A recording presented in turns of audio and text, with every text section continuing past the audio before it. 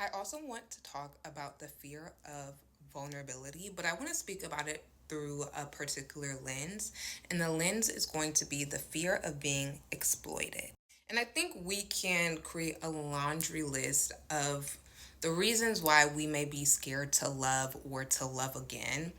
But I don't hear this discourse around the fear of exploitation, whether it is the exploitation of your time, whether it is the exploitation of your resources, right? Particularly money, where this conversation of transactional relationship dynamics, at the root of it, the fear is I feel like you are going to exploit me because you are only here for money, or you're only here because of how I look, or you're only here because of the intimacy in which you think I can provide for you.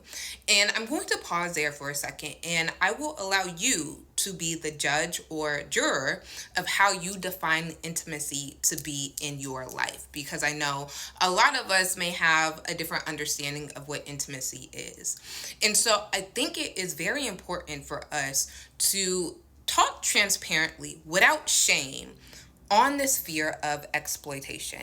Tying back to a lot of the themes that we hear on people's fears as it directly relates to love, where I feel like I'm going to be used, or you're just here for a good time, not a long time. What is that trying to clearly articulate without the fluff words, without the filler words? What is the raw emotion in which you don't want to experience, right? And I understand and I hold space where things are outside of our control.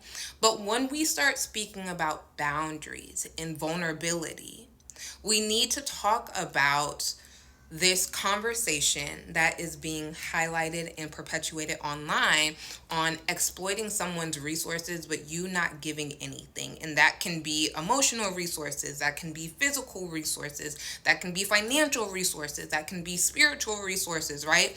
This conversation of mind, body, and soul. And if I'm asking you to show up as your full self in love, the expectation is the person that you are also in love with is going to show up as their full self as well. But those fears are valid.